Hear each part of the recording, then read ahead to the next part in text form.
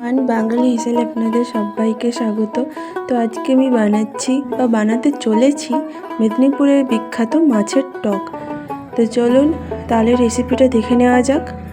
তো প্রথমেই আমি একটা কড়াই বসিয়ে দিয়ে দিয়েছি বেশ খানিকটা সরষের তেল। এবার একে একে মাছগুলো ছেড়ে দেব। এগুলো বাড়ির পুকুরে ধরা মাছ, তাই ছোট কিন্তু স্বাদে কিন্তু দোকানে কেনা মাছের থেকে দ্বিগুণ। তাজা টাটকা মাছ ধরে এই টকটা বানালে আপনারাও বলতে বাধ্য হবেন সত্যিই খুবই সুন্দর। তো কথা বলতে বলতে দেখুন আমার মাছগুলো ভাজা হয়ে গেছে। এবার মাছটা আমি তুলে নেব, দিয়ে ওই তেলেই দিয়ে দেবো আমি 5 ফোড়ন, শুকনো লঙ্কা। এবার দিয়ে দিয়েছি কেটে রাখা ঢ্যাঁড়সগুলো। এই রান্নাটা কিন্তু খুবই কম উপকরণে খুব কম তেল মশলায় হয়, পেটের জন্য তাই স্বাস্থ্যকর হয়। অবশ্যই একবার বাড়িতে এইভাবে বানিয়ে দেখবেন, খুবই ভালো লাগে। তো ঢ্যাঁড়স এবার আমি একটু ভেজে নিয়ে তারপরে নুন হলুদ দিয়ে দিয়েছি। এবারও খুব ভালো করে ভেজে নেব।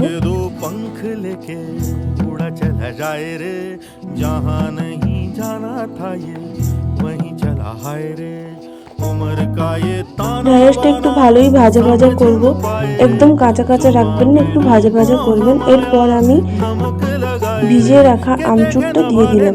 আমি 3টে মতো আমচুর নিয়েছি, আপনারা আপনাদের প্রয়োজন মতো নিতে পারেন। এবার এতে পরিমাণ মতো আমি জল দিয়ে দেব, মানে যতটা আপনারা ঝোল রাখতে চাইছেন ঠিক ততটা পরিমাণেই জলটা দেবেন।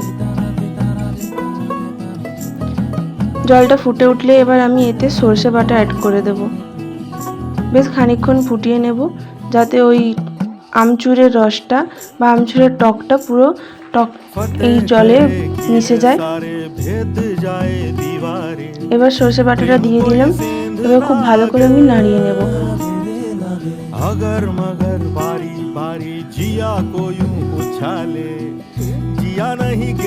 সরষে বাটা দেওয়ার পর বেশ খানিকক্ষণ আমি ফুটিয়ে নিয়েছি।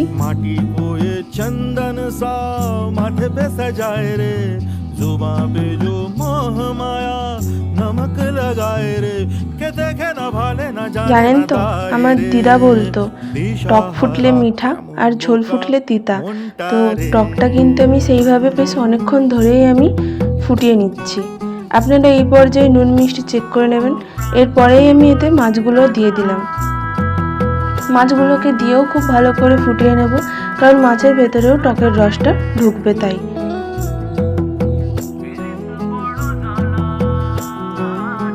এবার আমি চেরা কাঁচা লঙ্কা দিয়ে দিয়েছি। এবার দিয়ে দিয়েছি বেশ খানিকটা পরিমাণে সরষের তেল। তো এবার ভালো করে আমি মিশিয়ে নিচ্ছি। এই পর্যায়ে মেশানোর পর হাতে কোনো ওই 2 মিনিট মতো ফুটিয়েছি, তারপরেই বন্ধ করে দিয়েছি। দেখুন আস্তে আস্তে তরকারির কালারটা কতটা সুন্দর হয়ে আসবে, দেখেছেন কতটা পারফেক্টলি ডান আমাদের মেদিনীপুরের বিখ্যাত টক। তো চলুন গরম গরম ভাতের সঙ্গে সার্ভ করে ফেলি। আপনাদের এই ভিডিওগুলো ভালো লেগে থাকলে অবশ্যই কিন্তু আমার চ্যানেলটাকে লাইক, কমেন্ট, শেয়ার এবং সাবস্ক্রাইব করবেন এবং বেল নোটিফিকেশনটা অন করে আমার পাশে থাকবেন।